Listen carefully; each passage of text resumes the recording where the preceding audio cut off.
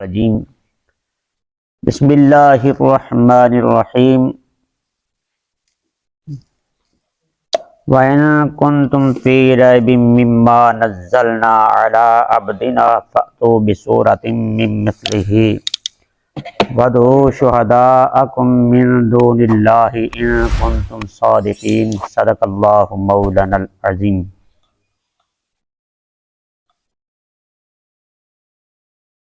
نبی کریم رؤوف الرحیم صلی اللہ تعالی علیہ وسلم آپ کی ارشاد گرامی کا مفہوم ہے، جو میرا امتی مجھ پر 1000 دفعہ روزانہ درود پاک پڑھے، اس کے مرنے سے پہلے اللہ کریم اس کو جنت میں اس کا ٹھکانہ دکھا دے گا۔ رب لم یزل وحدہ لا شریک کا ارشاد ہے، وَإِن كُنتُم، یہ اس وقت حکم ارشاد فرمایا جب کہ کفار قرآن مجید کو ماننے کے لیے مشرکین عرب تیار نہ تھے۔ اس میں طرح طرح کے شکوک و شبہات ان کے ذہنوں میں موجود تھا، اور ہر دھرمی اور ضد پر مصر تھے۔ تو رب لم یزل وحدہ لا شریک نے ان کی تمام ان بکواسات کا جواب دیا۔ کبھی تو کہتے تھے کہ یہ بندے کا کلام ہے، آدمی کے انسان کا کلام ہے، یہ شاعرانہ کلام ہے، کبھی سحرانہ کلام کہتے، کبھی نبی علیہ السلام کو وہ شاعر کہتے، نعوذ باللہ، کبھی مجنون کہتے، کبھی ساحر کہتے، کبھی کاہن کہتے۔ تو خالق کائنات وحدہ لا شریک نے ارشاد فرمایا وَإِن كُنتُم، واو کا معنی ہے اور، ان اس کا معنی ہے اگر، کنتم ہو تم، فی ریبن بیچ شک کے، فی کا معنی بیچ، ریبن شک، یعنی اگر تم شک میں ہو اس قرآن پاک کو منزل من اللہ ہونے سے، اگر تمہیں شک ہے مما نزلنا، اس سے جو نازل کیا ہم نے، یعنی اس کو یہ نزلنا تنزیل سے ہے جس کا معنی آہستہ آہستہ اترنا، یعنی جو ہم اپنے محبوب کریم صلی اللہ علیہ وسلم پر آہستہ آہستہ اتار رہے ہیں نا، اس میں اگر تمہیں شک ہے، یعنی قرآن پاک کے آہستہ آہستہ اترنے سے بھی ان کو شک تھا، یعنی اعتراض تھا۔ وہ کہتے تھے کہ اگر یہ کلام ربی ہوتا نا تو یک بار یہ آ جاتا، جیسے موسیٰ علیہ السلام پر آیا ہے، عیسیٰ علیہ السلام پر توراۃ انجیل نازل ہوئی ہیں، تو یہ کیا ہو، یہ 2 آیتیں 3 آیتیں بنا کر ہمیں جو ہے یہ ایک خود ساختہ کلام ہے۔ رب کائنات اللہ ذو الجلال نے فرمایا کہ مما نزلنا، کہ جو ہم آہستہ آہستہ اپنے محبوب پر اتار، حالانکہ قرآن پاک کا آہستہ آہستہ اتارنا اس میں بڑی حکمتیں ہیں۔ دیکھیے تورات موسیٰ علیہ السلام پر یک بارگی آئی، اس میں بڑے سخت احکام تھے، قوم نے جب یکدم اتنی کتاب کے احکامات سنے تو گھبرا گئے، انہوں نے ماننے سے انکار کر دیا، جس کی وجہ سے اللہ تعالیٰ نے فرمایا کہ تم اس کو مانو نہیں تو طور پہاڑ تم پر آتا ہے، ان کے سروں پر لا کر کھڑا کر دیا، مجبوراً ان کو ماننا پڑا۔ تو یہ تو رب کائنات اللہ ذو الجلال نے اپنے محبوب کریم علیہ السلام کے صدقے سے، واسطے سے یہ اتنا کرم فرمایا کہ خالق کائنات نے قرآن پاک کو آہستہ آہستہ نازل، کہ جس طرح میرے محبوب علیہ السلام کی جو امت ہے ان کی طبیعت آہستہ آہستہ اس کی طرف میل ہوتی جائے گی، میں اپنا کلام ہوتا ہوا تاکہ میرے محبوب کی امت کو اس پر عمل کرنا آسان ہو جائے۔ دیکھو نا، ایک طالب علم اس کو جب پورا سبق دیا جائے تو وہ گھبرا جاتا ہے، جب استاد کو اس کو ایک لفظ 2 لفظ پڑھاتا ہے، اب طالب علم کو سب سے پہلے پورا قرآن نہیں دکھایا جاتا کہ تم نے یہ پڑھنا ہے، وہ گھبرا جائے گا۔ اب اس کو سب سے پہلے مبتدی طالب علم کو قاعدہ دکھایا جاتا ہے، وہ کہتا ہے چھوٹا سا قاعدہ ہے، میں جلدی ختم کر لوں گا۔ جب وہ قاعدہ ختم کر لیتا ہے اس کے بعد پھر اس کو پہلا سپارہ جو ہے وہ پکڑایا جاتا ہے، وہ کہتا ہے میں یہ بھی ختم کر لوں گا، ایسا ایسا کیا وہ سارا قرآن پڑھ لیتا ہے۔ اس طرح ہی امت مصطفیٰ پر اللہ تعالیٰ نے یہ رحم فرمایا ہے کہ آہستہ آہستہ قرآن پاک جو اتارا، یہ نبی علیہ الصلوۃ والسلام کی امت کی آسانی کے لیے تھا، اور اس میں اور بھی بڑی حکمتیں ہیں۔ دیکھو نا، طبیب حاذق جو ہوتا ہے نا، طبیب حاذق، وہ جب کسی مریض پہ شفیق ہوتا ہے، مہربان ہوتا ہے، تو مریض کی عین طبیعت کے مطابق اس کو آہستہ آہستہ دوائی مرتب کرتا ہے، اس کے لیے تجویز کرتا ہے، اس کو دوائی کھلاتا ہے جی، اور پھر وہ مریض جیسے جیسے تندرست ہوتا جاتا ہے، اس کی دوائی جو ہے وہ تبدیل کرتا جاتا ہے، حتیٰ کہ مریض بالکل جب شفا یاب ہوتا ہے تو کہتا ہے اللہ میں نے تیرا علاج مکمل کر دیا۔ تو اللہ تعالیٰ وحدہ لا شریک نے اسی طرح قرآن مجید آہستہ آہستہ ہماری طبیعت کے مطابق وہ نازل فرماتا رہا، اور جب ہم بالکل مسلمان توانا ہو گئے، تندرست ہو گئے، تو اللہ تعالیٰ وحدہ لا شریک فرمایا الیوم اکملت لکم دینکم واتممت علیکم نعمتی ورضیت لکم الاسلام دینا، کہ میں نے آج تمہارے لیے تمہارا دین مکمل کر دیا جی، اور تم پر اپنی نعمتیں مکمل کر دی، اور تمہارے لیے دین اسلام کو قبول کیا جی، پسند کیا۔ تو ربی کائنات نے فرمایا جو ہم آہستہ آہستہ اتار رہے ہیں نا، جس پر تمہیں اعتراض ہے، تو علی عبدنا، علی اوپر، عبدنا عبد ہم اپنے کے، یعنی ہمارے بندے پر، جو محمد مصطفیٰ پر جو ہم اتار رہے ہیں، عبدنا، یہاں پہ نبی علیہ الصلوۃ والسلام کو عبد کہا گیا جی۔ جب مصطفیٰ علیہ السلام کی نسبت رب کی طرف ہو تو اللہ عبد فرماتا مصطفیٰ علیہ الصلوۃ والسلام کو، جس طرح کہ سبحان الذی اسریٰ بعبدہ جی، کہ پاک ہے وہ ذات جس نے سیر کرائی اپنے عبد خاص کو جی۔ یہاں پہ جو اللہ تعالیٰ اتارا آپ نے، تو وہاں پہ یہاں پہ بھی عبد فرمایا جی، اور اس طرح لا الہ الا اللہ محمد رسول اللہ جی، جب مخلوق کی طرف تو اللہ رسول فرماتا ہے، اور جب ہم پڑھتے ہیں کہ اشہد ان لا الہ الا اللہ واشہد ان محمدا عبدہ ورسولہ، جب اللہ کی طرف نسبت تو عبد۔ تو نبی علیہ الصلوۃ والسلام کے لیے لفظ عبد فرمانا یہ بھی مصطفیٰ کریم علیہ الصلوۃ والسلام کی کمال ہے، کمال عروج ہے، مصطفیٰ علیہ السلام کی کمال صفت ہے۔ بھئی مصطفیٰ علیہ السلام کو اللہ فرما رہے کہ ہمارا عبد، اور ہم اللہ تعالیٰ کو کہتے ہیں ہم اپنی زبان سے کہ ہم اللہ کے بندے، اللہ کے بندے، لیکن ذہن نصیب وہ فرمائے ہمیں تو میرا بندہ ہے، ورنہ ہم تو کہتے ہیں نا، لیکن ہمارا کہنا کیا ہے، ہم کبھی اللہ کے بندے ہوتے ہیں، کبھی اپنے ہوا نفس کے بندے بن جاتے ہیں۔ ہماری زندگی میں ایسے کئی معاملات ہوتے ہیں، اذان آ رہی، نماز کا ٹائم ہے، لیکن کیا ہم بیوی بچوں کے محبت میں کھو جاتے ہیں، رشتہ داری کی محبت میں کھو جاتے ہیں؟ کیا ایسا بار رہا نہیں ہوا کہ ہم شادی بیاہ میں ہم جمعہ کو چھوڑ دیتے ہیں؟ ایسی تقریبات میں وہ ہم ہوا نفس کے بندے بن جاتے ہیں۔ تو یاد رکھیے یہاں عبد فرمایا، عبد کی 3 قسمیں ہیں، عبد عابق، عبد رقیق اور عبد معزون۔ عبد عابق کہتے ہیں کہ بھاگنے والا بھگوڑا غلام، عبد کا معنی ہوتا ہے غلام، نافرمان۔ اور عبد رقیق کہتے ہیں کہ جو قبضے میں رہے، اس غلام کو عبد رقیق کہتے ہیں۔ عبد رقیق نافرمانی کر لیتا ہے لیکن پھر معافی مانگ لیتے ہیں اپنے آقا مولا سے۔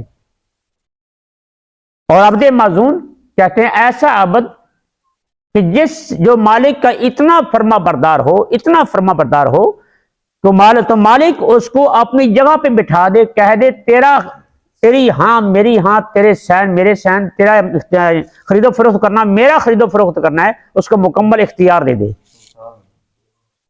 ایسا ہوتا ہے نا کہ آپ کا جو ملازم بڑا نہایت قابل ہو جی، با اعتماد ہو، تو آپ اس کو اپنی کرسی پہ بٹھا دیتے ہیں، کہتے ہیں کہ جب میں چلا جاؤں تو یہاں پہ بیٹھا کر، یہ سارا جو دکان کا کام ہے یہ تم نے سنبھالنا، ٹھیک ہے۔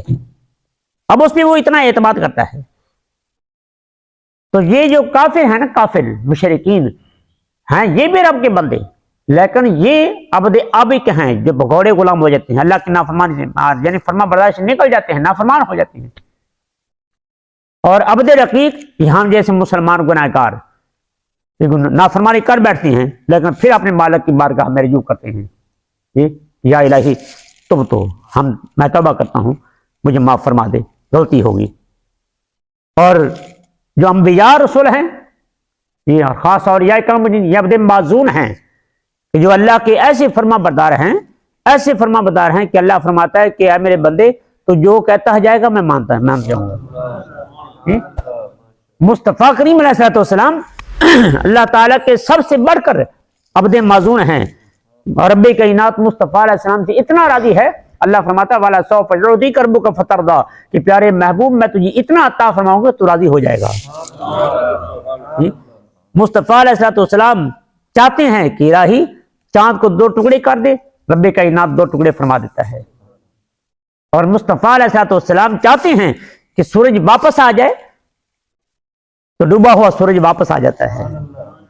مصطفیٰ علیہ السلام چاہتے ہیں کہ درخت چل کر آ جائے، حالانکہ درخت وہاں پہ کھڑا ہوتا ہے، لیکن رب کائنات فرماتا ہے تو میرا عبد معزون ہے پیارے محبوب، تو چاہے گا تو تیرے لیے درختوں کو بھی پاؤں لگا دوں گا۔ درخت چل کر مصطفیٰ علیہ السلام کے قدموں میں آ جاتا ہے۔ کنکر کبھی نہیں بولے، لیکن مصطفیٰ علیہ السلام کے پاس ابو جہل آ جائے مٹھی میں کنکر لے کر، تو مصطفیٰ علیہ السلام جب کنکروں کی طرف آپ توجہ فرمائیں تو کنکر بھی بول پڑتے ہیں، کلمہ پڑھتے ہیں، اللہ اکبر یا رسول اللہ۔ تو یہ ہیں عبد معزون۔ مصطفیٰ کریم علیہ السلام کو رب کائنات نے فرمایا عبدنا، کہ ہم نے جو اپنے عبد خاص پر مصطفیٰ علیہ السلام پر اتارا ہے نا، اس پر اگر تمہیں شک ہے تو فَأْتُوا بِسُورَةٍ مِّن مِّثْلِهِ، پس لاؤ تم، فاتو پس لاؤ، سورت سورت، من مثلہ مثل اس کی، اس کی مثل تم کو صورت لاؤ۔ اب ہی ضمیر جو ہے نا مثل ہی، یہ صورت کی طرف بھی عبد کی طرف بھی لوٹ سکتی ہے، اور جو نزلنا اس کی طرف جو ہم نے اتارا ہے صورت کی طرف بھی۔ تو ضمیر جو ہے یہ دونوں طرف لوٹتی ہے، صورت کی طرف اور عبد کی طرف۔ اگر صورت سے ہو تو پھر اس کا معنی یہ ہوگا، اللہ فرماتا ہے کہ اگر تمہیں شک ہے منزل من اللہ ہونے سے، قرآن پاک ایسا ایسا کلام ربی ہونے سے اگر تمہیں شک ہے تو فاتو بسورۃ من مثلہ، کہ تم اس جیسی ایک چھوٹی سی صورت ہی لے کر آؤ۔ سب سے پہلے اللہ تعالیٰ نے قرآن مجید میں اللہ تعالیٰ فرماتا ہے کہ فریاتو بمثلہ، کہ اس کی مثل تم لے کر آؤ۔ پورے قرآن کے لیے ان کو چیلنج ہوا کہ پورے قرآن جیسا لاؤ۔ جب نہ لا سکے تو اللہ تعالیٰ وحدہ لا شریک نے دوسری جگہ پہ فرمایا کہ تم اس جیسی بیشر رسول، تم اس جیسی 10 صورتیں ہی بنا کر لے آؤ۔ جب 10 صورتیں بھی نہ بنا سکے، عاجز آ گئے، تو پھر اللہ تعالیٰ وحدہ لا شریک نے آخری چیلنج فرما دیا، فرمایا فاتو بسورۃ من مثلہ، کہ جاؤ تم پورا قرآن تو نہیں لا سکے، 10 صورتیں تو نہیں لا سکے، جاؤ اس جیسی ایک چھوٹی سی صورت بنا کر لے آؤ۔ قرآن پاک کی سب سے چھوٹی سورت کوثر ہے، سورت کوثر ہے، فرمایا اتنا ہی کلام لے کر آؤ جو اس میرے قرآن کا مقابلہ کرے۔ اب یہ اس کا مطلب نہیں ہے کہ اللہ تعالیٰ وحدہ لا شریک کو نعوذ باللہ کوئی شک تھا کہ شاید وہ پورے ایک صورت لے کر آئیں، اس لیے پہلے پورے قرآن کا فرمایا، نہیں، اس میں حکمت تھی، ان کو پورا مکمل عاجز کرنا مقصود تھا کہ دیکھو تم پورا قرآن نہیں بنا سکے، پھر دیکھو تم 10 صورتیں نہیں بنا سکے، پھر جاؤ تم ایک صورت بنا کر لے آؤ۔ لیکن خدا کی قسم آج تک اس وقت، حالانکہ وہ اہل عرب جو تھے وہ اپنے آپ کو فصحاء بلغاء، وہ اپنے آپ کو عربی دان اہل عرب کہتے تھے، اور ہم جیسے وہ کہتے تھے یہ اجمی ہے، اجمی کا عجم کے معنی ہے گونگا ہونا، یعنی یہ تو گونگے ہیں، یعنی ہمارے مقابلے میں بول نہیں سکتے۔ اتنے فصاحت و بلاغت کے مالک، اتنے عروج پر ان کی فصاحت و بلاغت تھی، لیکن خدا کی قسم قرآن پاک وحدہ لا شریک کا ایسا کلام ربی ہے کہ اس کو دیکھ کر، اس کو سن کر ان کی زبانیں گونگی ہوگی۔ بڑے بڑے فصحاء عرب، بلغاء عرب، وہ قرآن پاک کے مقابلے میں ایک آیت بھی پیش نہ کر سکے۔ اور اگر ہی ضمیر سے مراد یہ عبد کی طرف لوٹے تو اس کا مطلب یہ ہے، اللہ فرماتا ہے او کملو دیوانو، بات یہ ہے کہ فاتو بسورۃ من مثلہ، فرمایا کہ تم پہلے اس طرح کرو کہ اس پورے جہان میں میرے محمد عربی جیسا تلاش کرو، سبحان اللہ، میرے محمد عربی جیسا تلاش کرو جس نے کسی کے پاس یہ دانوے تلامزہ دراز نہ کیے ہوں، یہ نہ بچھائے ہوں، جس نے کسی استاد کے پاس نہ پڑھا ہو، جس نے کہیں سیر نہ کی ہو، کہیں دنیا جہان میں پھرا نہ ہو، پہلے اس جیسا کریم جو ہے، اس جیسا جو ہے عظیم جو ہے، پہلے تلاش کرو پورے جہان میں، پھر اس کی زبان سے ایسا کلام سنا کر دکھاؤ، اور یقیناً تمہیں میرے محبوب جیسا نہ مل سکے گا، جب میرے محبوب جیسا نہ مل سکے گا تو اس کی زبان سے تمہیں کلام کہاں ملے گا؟ تو یہ مصطفیٰ کریم علیہ الصلوۃ والسلام کی خالق کائنات نے فرمایا کہ من مثلہ ہی، تم اس کی مثل لاؤ، یہ مدعو شہداکم، اور پکارو تم شہداء شہید کی جمع ہے، شہید کا معنی ہوتا ہے گواہ، شہید کا معنی ہوتا ہے مددگار، جی شہید کا معنی مددگار بھی ہے، اور شہید کا معنی حاضر ہونا بھی ہے۔ فرمایا تم اپنے مددگار، اپنے حمایتی لاؤ۔ اس میں رب کائنات نے فرمایا تم اس طرح کرو، تمہارے جتنے بھی ہیں من دون اللہ، سوا اللہ کے علاوہ تم لاؤ، جو بھی تمہارے حمایتی ہیں، جنات ہیں، انسان ہیں، جتنے بھی کوئی اپنے حمایتی اکٹھے کر سکتے ہو لاؤ۔ یہ بات یاد رکھیے، قرآن پاک کے نازل ہونے سے پہلے فصحائے بلاغا اہل عرب وہ عکاظ وغیرہ میلوں میں، جو قریش کے اس وقت کے میلے ہوتے تھے، ان میں وہ اپنے شاعرانہ کلام پیش کرتے تھے، مقابلہ ہوتا تھا، مشاعرہ، جی محفل مشاعرہ مقابلہ ہوتا تھا، اور جس کا کلام سب سے زیادہ اچھا ہوتا تھا اس کو خانہ کعبہ شریف کی طرف دیوار کے ساتھ لٹکا دیا جاتا تھا۔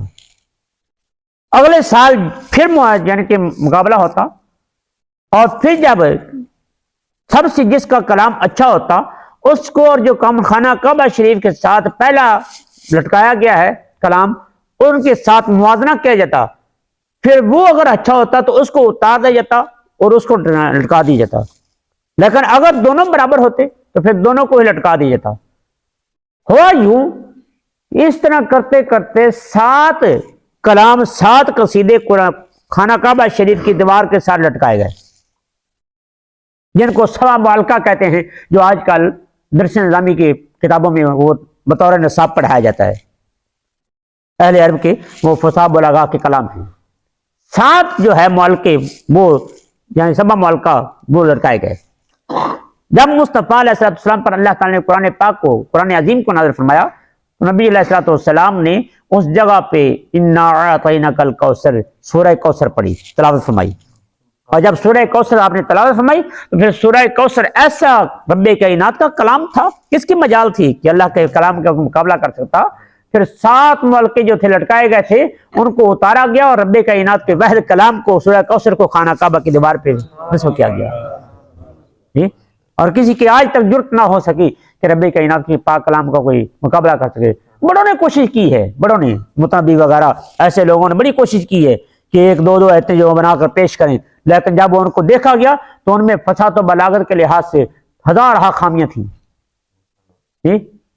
کلام بدیع بیان کے لحاظ سے ان میں بڑی خامی تھی، جس کی وجہ سے وہ مقابلے نہ کر سکے۔ تو فرمایا کہ تم اللہ کے علاوہ جتنے بھی تمہارے حمایتی ہیں تم ان کو بلاؤ، ان کن تم صادقین، اگر ہو تم سچے، اگر تم سچے ہو تو لاؤ۔ خدا کی قسم، یہ قرآن پاک کا چیلنج کوئی ایک وقت کے لیے نہیں ہے، قیامت تک کے لیے، یعنی کسی کو جرت نہ ہو سکے یا آج تک کوئی قرآن پاک کا کوئی موازنہ کر سکے یا اس کا مقابلہ کر سکے۔ اللہ تعالی اپنے پیارے محبوب کے طفیل ہم سبھی کو مولا کریم قرآن پاک حق سچ مان کر اس کو عمل کرنے کی توفیق عطا فرمائے۔ وما علینا الا البلاغ المبین۔ ہمارا یہ درس جا رہا تھا سجدے کا، تو رات کو ہم نے بیان کر دیا تھا، سجدے کا بیان ہو گیا تھا نا، بس سجدہ ہی دسا سی اس طرح کرنا۔ ہاں، سجدہ کرنے کا طریقہ اس طرح کرنا ہے۔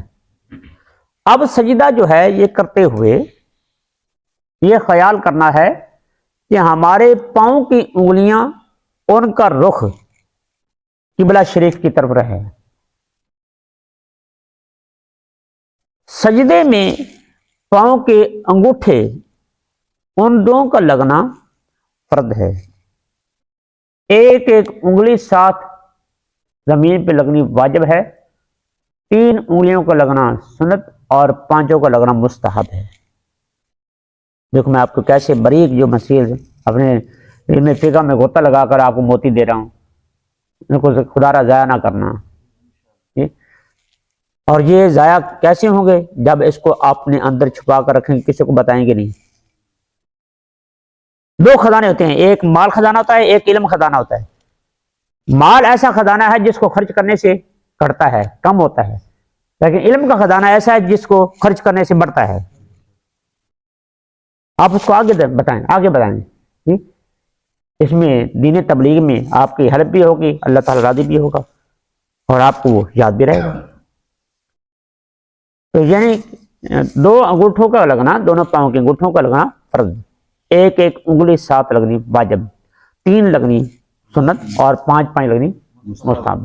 اب یہ صرف انگلی کے سرے نہیں لگانے، ان کا پیٹ لگے.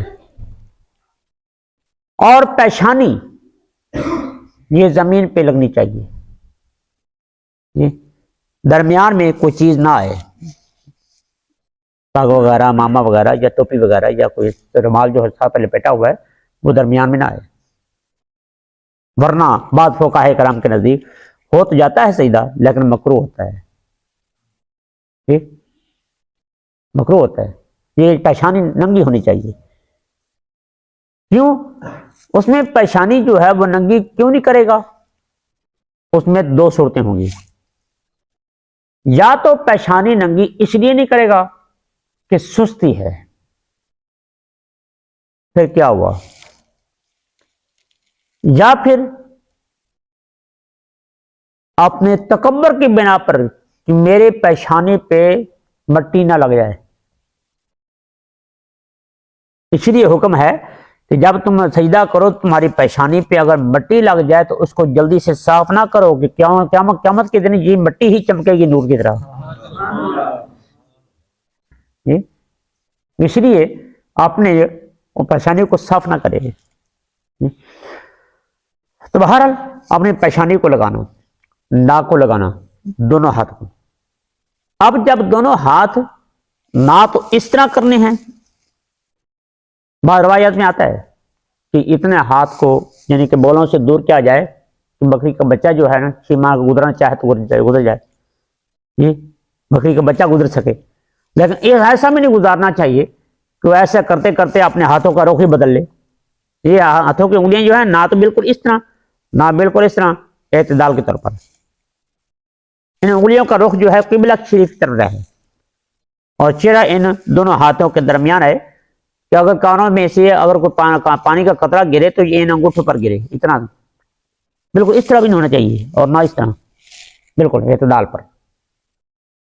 اگر اکیلا نماز پڑھا ہے تو ٹھیک ہے، انگلیوں کا رخ سیدھا ہے، جتنا بازو کھول سکتا ہے ٹھیک ہے. لیکن جب اکٹھے نماز پڑھ رہا ہے تو پھر نہیں، پھر اپنے زیادہ ہاتھوں کو نہ کھولے کیونکہ ساتھ نمازیوں کو تنگی ہوگی. یہ نہیں ہے کہ دوسروں کے منہ پہ جو اپنے کونیاں مارتا رہے. اور حج کے دوران تو پھر آپ کو پتہ ہی ہے کہ وہاں پہ انسان ویسے ہی جو ہے نا بڑا دب جاتا ہے، اتنے جو ہے وہ ہجوم ہوتا ہے، اتنی انسان کو وقت نہیں جگہ نہیں ملتی کہ اپنے بازو کھول لے. اور اپنی بغلوں کو ہاتھوں سے دور رکھنا ہے، اپنے پیٹ کو رانوں سے دور رکھیں اور صحیح طور پر آپ سجدہ کریں جم کر. یہ سجدہ کرنے کا طریقہ ہے.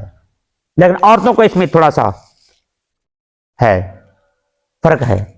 وہ یہ ہے کہ عورتیں اپنے بغلیں نہیں کھولیں گی، اپنے بغلوں کو ہاتھ سے ملا کر رکھیں گی اور اپنے پیٹ کو اپنے ران سے ملا کر رکھیں گی اور اپنے پاؤں کو زمین پر بچھا کے اور اپنے ہاتھوں کو بھی زمین پر بچھا کے وہ سجدہ کریں گی. یہ کونیاں اٹھائیں گی نہیں. آدمی کونیاں اٹھائے گا کہ زمین پر اس طرح بازو پھیلا کر نہیں سجدہ کرے گا، کونی اٹھائے گا. لیکن عورتیں اپنے بازو جو ہے وہ اپنی زمین کے ساتھ ملائے گی. ٹھیک ہے. عورت کے لیے انگوٹھا لگنا فرض نہیں ہے. نہیں، اور عورت کے لیے ضروری نہیں. عورت جو اپنے جو ہے نا اس طرح کرے گی جس طرح بیٹھی ہوئی نا، کیونکہ عورت کے لیے حکم یہ ہے کہ آپ نے دونوں پاؤں یہ دائیں طرف نکال کر بیٹھے گی اور سمٹ کر سجدہ کرے گی. عورت کو آپ نے جو ہے وہ کمر اوپر سیدھی آدمیوں کی طرف اٹھانے کی ضرورت نہیں ہے، اس میں شرم و حیا ہے. ٹھیک ہے. اور سیدہ بی عائشہ صدیقہ رضی اللہ تعالیٰ عنہا اور دیگر امہات المومنین سے بھی اس طرح ہی انہیں روایت کیا جاتا ہے. تو یہ سجدہ ہو گیا. اب سجدے میں جا کر مطلقاً سجدے میں سارا پیشانی میں زمین پہ رکھنا یہ فرض ہے. ایک تسبیح کی مقدار ڈھیل دینی واجب، 3 پڑھنی سنت، زیادہ پڑھنی مستحب. لیکن ناک اس کو بھی ضرور رکھنا ہے. اس لیے کہتے ہیں کہ مسجد کا قالین اتنا موٹا نہیں ہونا چاہیے کہ اس پہ انسان کی پیشانی جو ہے وہ ٹک نہ سکے. جہاں پہ وہ سجدہ کر رہا ہے ایسی جگہ ہو کہ جو دبے نہ اور اس کی پیشانی بھی ٹک جائے اور ناک کی سخت ہڈی تک اس کا نیچے لگ جائے. یہ تب سجدہ ہوتا ہے. صرف ایک پیشانی پہ سجدہ کرنا، ناک نہ لگانا، یہ بھی مکروہ ہے. ہاں ادر ویز کہ اگر کوئی ایسی چوٹ لگی ہوئی ہے یا پریشانی ہے تو پھر تو ایک الگ مسئلہ ہے نا، ورنہ ناک اور پیشانی ان دونوں کو لگانا ضروری ہے. ناک، پیشانی، دونوں ہاتھ، دونوں گھٹنے اور پاؤں کے گوٹھے، یہ سجدے میں، یہ تب سجدہ ہوتا ہے. ٹھیک ہے. تو یہ ہے سجدے کے جو جانے کا طریقہ اور سجدہ کرنے کا طریقہ جو آپ کو میں نے عرض کر دیا ہے. اور انشاءاللہ تعالی شام کے وقت ہم اب جو ہے نا تشہد بیٹھنا ہے جلسہ، تو اس میں جو فرض واجب ہے ہم اس کا ذکر کریں گے. ہمارے الا البلاغ المبین.